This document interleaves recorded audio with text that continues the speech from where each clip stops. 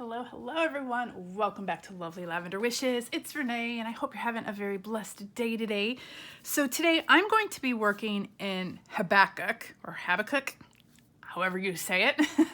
But I wanted to give you all just like a little background on this book. We're going to be in chapter 3. And we're going to be focusing on verses 1 and 2. It says, a prayer of the prophet Habakkuk, according to Shigionoth.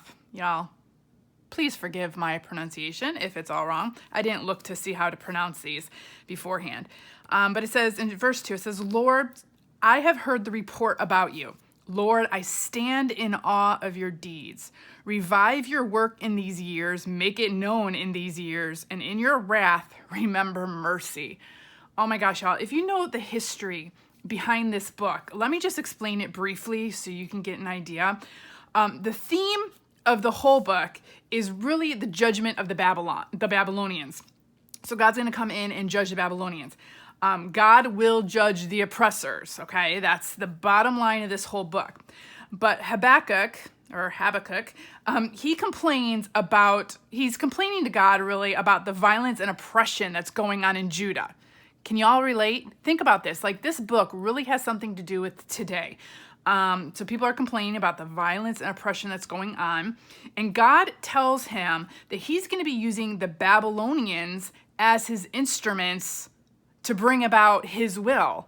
And Habakkuk protests against this. That's kind of like what we do, isn't it? Sometimes we wonder why God does the things he does, or does it the way he does it, or uses the certain people that he uses to bring about his plan, right? Well, that's what Habakkuk is saying. He's saying, why are you going to use these Babylonians? They're evil. They're the oppressors. They're the ones bringing the violence. But God says that he's going to use them to bring about his judgment. So the whole theme of this book is that the righteous shall live by faith and the wicked shall perish. God will come to save his people. And it's Habakkuk's job to give hope to God's people of a future glory that's coming. So 2 questions that are asked in this book really is, number 1, why does God allow so much corruption to continue without being punished? Have you all thought that before? I know I have on a daily basis. I'm like, God, when are you going to do something about what's going on with all this corruption and evil and just sadness in the world, right? And then the second question is, why would a holy God allow such wicked people to thrive? And then why does he use those wicked people sometimes to bring about his judgment? Or why do these wicked people continue to thrive all the time when it seems like God's people are the ones being punished, right? I mean, I'm sure you all have asked that question yourselves a lot of times. It's like that famous question is, why do good things always happen to the good, or why do bad things always happen to the good people and good things always happen to the evil people? That's kind of what it seems like a lot. And that's what this whole book is about. So this verse, it's a prayer saying, okay, I have heard the report about you, Lord. We know what you can do, right? We know what God can do. I stand in awe of your deeds. And then it's a plea saying, revive your work in these years. Make it known in these years. And in your wrath, because his wrath is coming, y'all, please remember mercy. So wow, that just is like, whew, that can get so deep, y'all. So that's my preaching for today. So that just gives you a little background on the book. And I'm going to be in chapter 3. And I'm going to actually just mark this part off right here. And the one I'm really focusing on is the part of the verse is, Lord, I stand in awe of your deeds. And so I've been wanting to use this printable. It's by his palette. It comes with a face facing forward, her standing up, and it's about standing in awe. So I'm going to use this little printable here. And I also have this napkin I'm going to use. So we're going to decoupage some napkins. But in the meantime, I'm going to grab my colored watercolors here. I'll put them here so maybe you all can see. And I'm going to put her right here. Now I printed this on my computer. And I do not have an inkjet computer. So let's see, we're gonna test this and we're gonna see if her outfit is going to run, if this ink is gonna run. If it is, then we'll just perhaps use some water or some colored pencils. So I'm gonna kind of go in just with some watercolor here. It's not running too bad. It might. I'm gonna give her like a little pink outfit.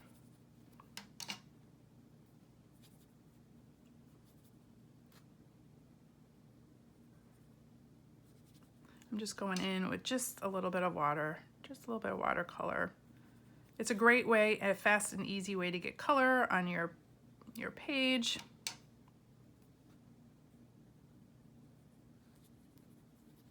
And have like little different shades of it as well. And I'm gonna go in with a little bit of purple too here. Because of course purple's my favorite color.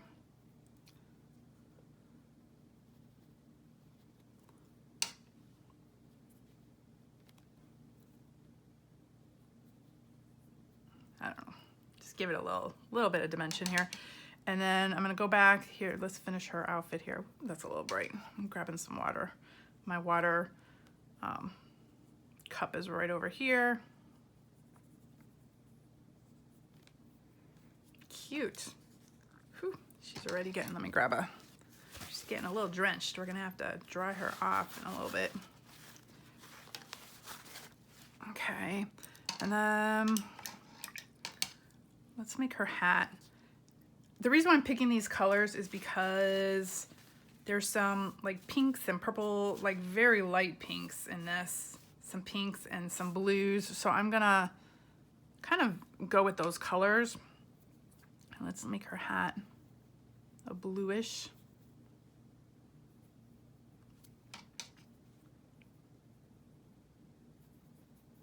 Again, I'm just going in quickly.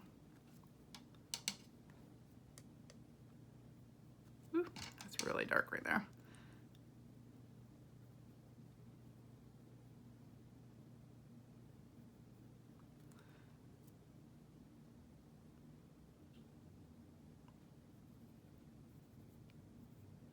And for the shaded areas, you can make them darker, lighter.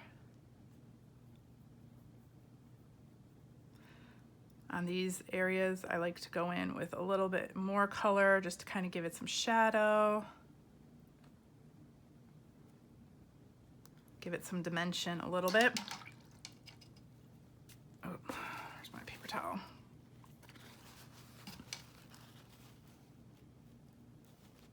Just a little bit more through here. And then I'm going to go in with a little bit of like a peacock green or like a teal blue green for her little bow here. Ooh, that is really dark. There we go.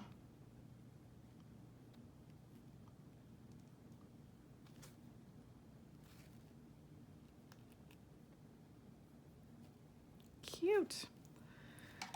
And why don't we do some brown for her hair? We'll do a little bit of yellow and then I'll go in with some brown. Ooh, that's real bright yellow. Here, we'll go with like an ochre, yellow ochre.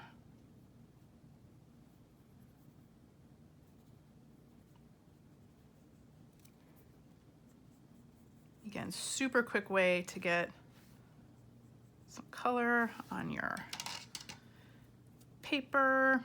And I like going in with, just like with colored pencil, I like to go with a couple different colors on top of each other with watercolor. With any kind of painting I do, I like to go in with a couple different colors. That way it gives you a little bit of dimension in your painting.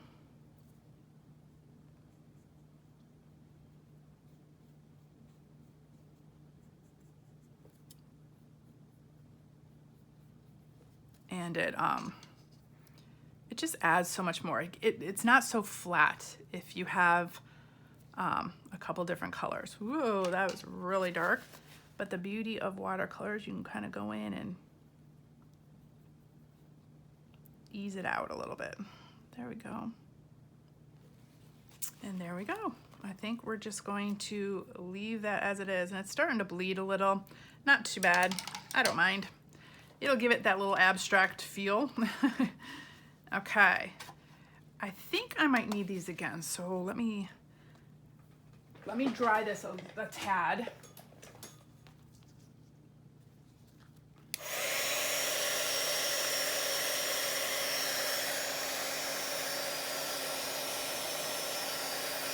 She looks cute, doesn't she? Against the background here. I'm debating. I don't think I'm going to need any more watercolor because I've got, a lot in this napkin. I think that's going to be busy enough. So I think we'll just use the napkin for the background. I love how those colors pop on there. Okay, it's hot.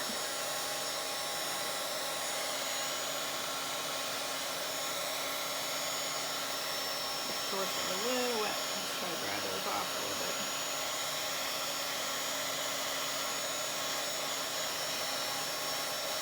Yeah, my ink ran a little bit. Not too bad. So, not too bad. If you have a LaserJet printer, I think the ink doesn't run when you have water on it. But I don't have one, so I make do with what I have. And I'm not about to buy any new stuff. Okay, so let's put her to the side for now. And then I want to use this background. So I'm going to take a brush with some water and I'm gonna, I don't know, kind of go around this and tear this off.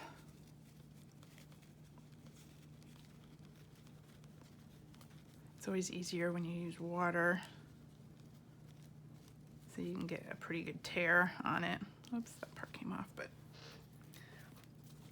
So I'm thinking that will go here. Let's tear this part off at the top. That will go right there. Ooh, that would be perfect down here at the bottom already. I like how this kind of goes up and down. Let's see. So I'm thinking she's gonna stand right about there. Huh, I wonder if I should just put this whole background like that.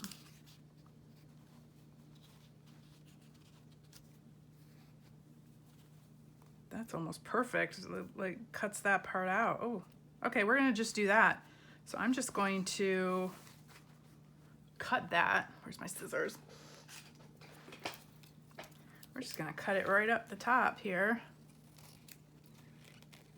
I'm gonna try to do a straight line.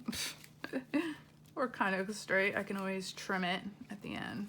So we'll use that for something else. But look at that.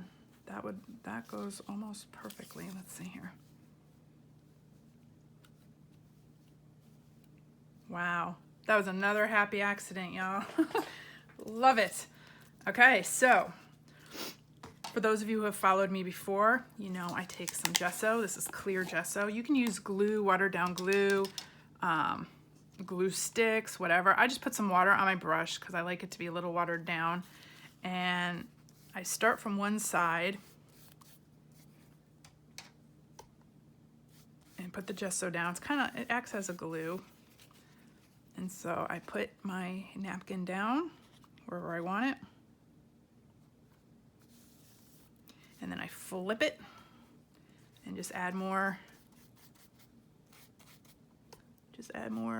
you know, glue or gesso or whatever you're using. And then just kind of place your napkin down, rub it down, and just do it piece by piece by piece. And before you know it, you got the whole thing down and hardly any crinkles, wrinkles, anything like that. And then I like to always go over the top and kind of seal it in. And I go from the middle out. gotta be a little gentle because it is a napkin, but again, if it tears or anything like that, I mean, they're so resilient, you can like piece it back together, so it's not that big of a deal. I've ripped many a napkin in my day doing this, but it all works out. Okay, and now this one is gonna be the big one, so we're gonna just slather this on as fast as possible. Let me put this here.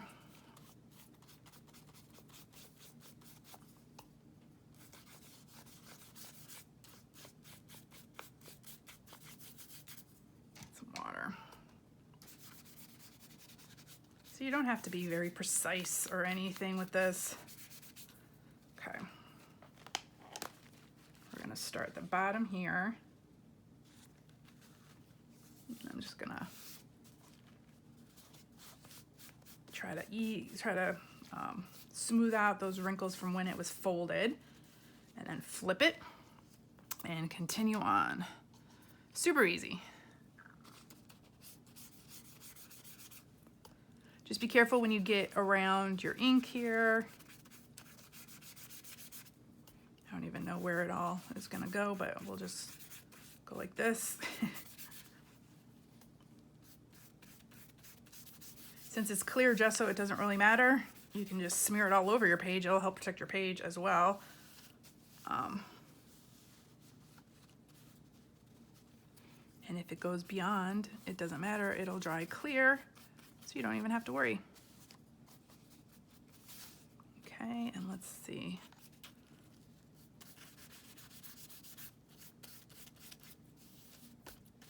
There we go. And now I'm gonna go over the top very quickly and the edges to make sure it's all sealed in.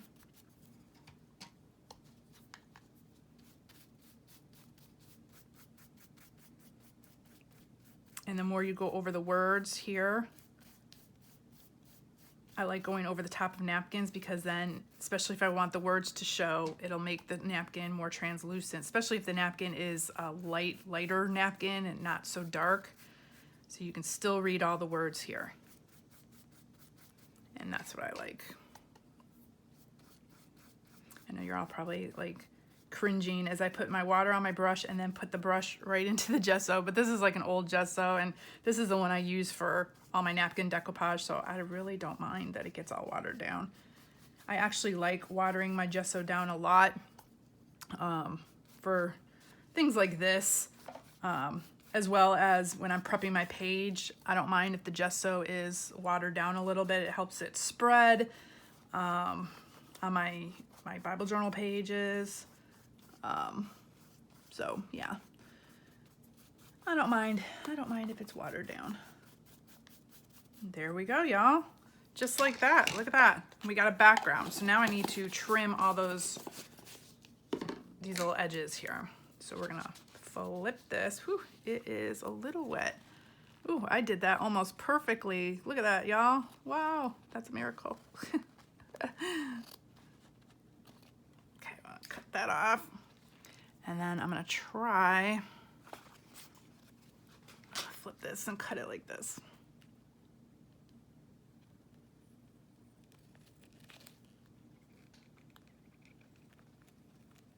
With my shaky hands, y'all. The older I get, the shakier my hands are getting. And then if there's any little piece that needs to be sealed down, just go back in. I'm gonna do these edges real quick. I could tell that corner was coming up. Okay.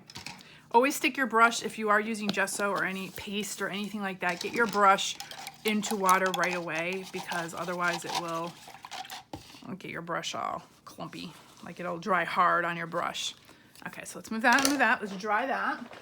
I can't glue anything until it's dry, but look at that background already. I love it. It's like watercolor. Now, if you don't have a napkin like this, use splatters, watercolor splatters. Just splatter your page.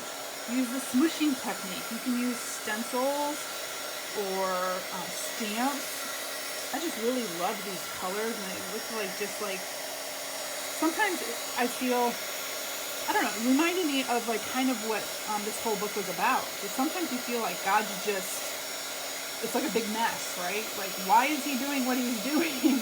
And it looks like it's just a splattered mess. But then in the end, like, he's always got the plan, and he's always, you know, it always turns out exactly the way he wants it to. And so that splattered mess turns into his perfect plan.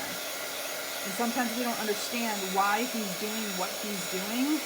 And I can tell you right now, like, especially these days, I don't understand why he's doing what he's doing. So it's like, looks like a splattered mess to me. But in the end, I know that I know he's got a plan. I just would love to know what it was sometimes, y'all.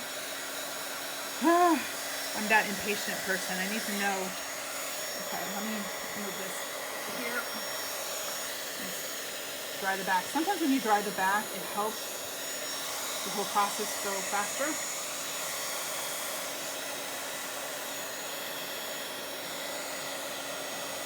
So you're drying both sides and not trying to get all the way to the back from the front, if that makes sense. So dry both sides. That'll give you quicker results.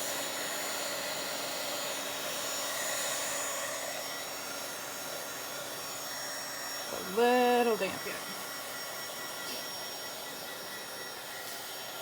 If you don't like the crinkled look that you get, you can always take a craft iron and iron your page. But I love the texture that this gives me, like a little bit of crinkleness, you know, like little buckled pages and things like that. I mean, they're not very buckled. And once you close your Bible, these will, you know, flatten out tremendously. Especially if you have a big, thick Bible. Okay, that should be good. Should be good, y'all. Okay, let's move this back here. Okay, so that really is our page. And now let's get our glue stick. Let's get our girl. And see how the ink came through the back. Which is totally fine because she's going to be glued down. Doesn't even matter. You can print her out on vellum, sticker paper, anything. I just wanted to color her a little bit. And let's put her like right here.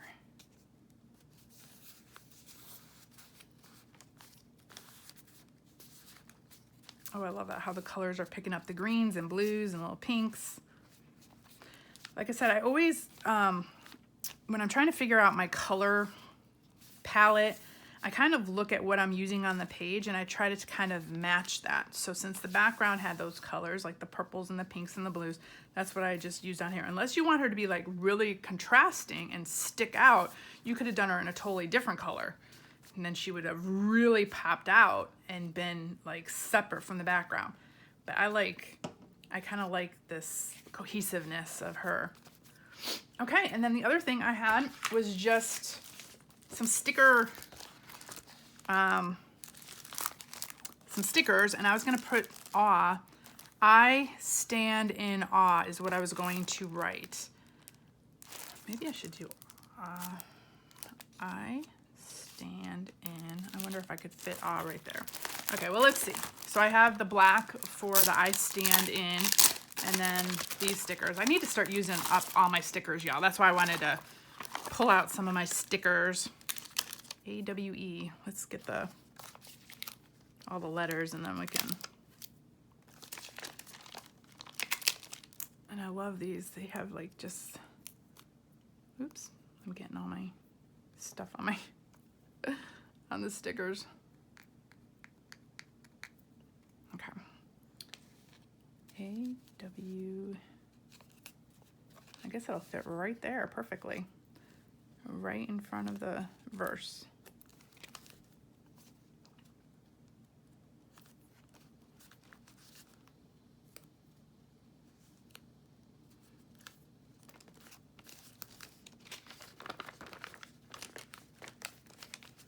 AWE, I stand in awe. So that, and then I'm going to work my way up to make sure it's all even. So I'm going to do the in. And I always have issues. That looks like about the middle, doesn't it? I always have issues with sticker, oh, of course, and it's not. You're gonna hear that a lot from me, all the, when I do this kind of work, all this precision work, I can't do, y'all. It takes me a while. And then my, you know, my perfectionism, even though nothing is perfect, but I'm like, oh, it's crooked just a little. And then I have to redo it all. I want it kind of straight. Doesn't have to be totally straight, but I would like it like kind of straight. Okay, stand.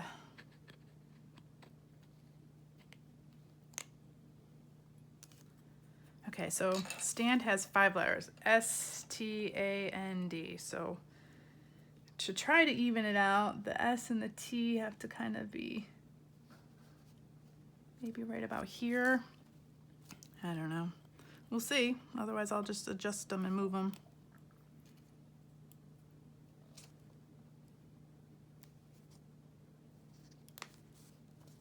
And I'm seeing I'm going to have to bring this up a little bit.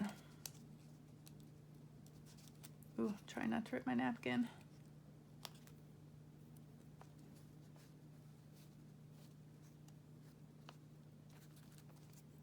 Y'all can just fast forward this part. Unless you just want to hear me get frustrated while I'm doing my stickers, but hey. Where's the A's?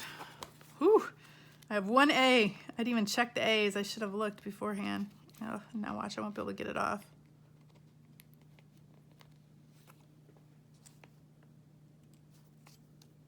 Probably easier if I just did it with my fingers.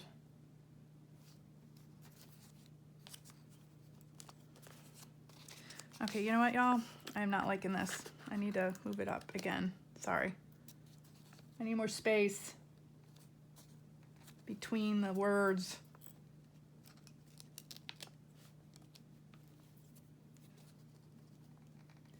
And for those of you who have like a ruler or something, you could always like put a ruler down and then you can make sure you have your letters straight across. I'm too lazy to do any of that.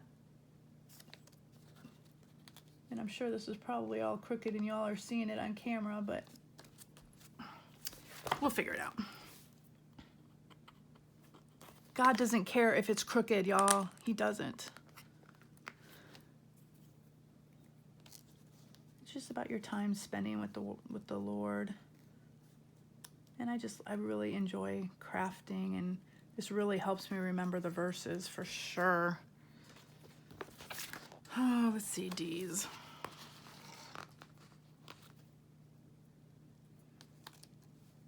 I will always remember this book just because I feel like it's so relevant to our time right now about, you know, why is God doing the things that he's doing, and why is he using evil people, right, to, you know, to carry out his plan. And why are they all the corruption, and why are they getting away with all the corruption and everything? But we know God's in control, y'all, right? No matter what's going on and how much corruption's going on, we know he's in control. So, and I do stand in awe because many times when I don't understand the way he works, I look back on it and then I'm like, wow, look at how he did that. Look at how he pulled the whole thing together. Or, you know, wow, look at how he used all those evil people or whatever, evil situations to bring about good. And that's my prayer for all of us in these times, is that as we see all this corruption going on and see all this evil occurring, that we can stand back and stand in awe and know that out of this chaos, God is going to bring about something incredible. Well, there we go, y'all. Easy page. So let me just bring this up to the camera. Let me see. There we go. I stand in awe. That's Habakkuk chapter 3, verses 1 and 2. There's the verses right there. Lord, I stand in awe of your deeds. That's it. An easy page, but again, I love sometimes the easy page and sometimes the simple pages are the ones that speak the most to me. And this one is really speaking to me right now. So I hope it does for you as well. So thank you all so much for joining me. I'll see you in the next video. Bye. Have a very blessed day. See ya.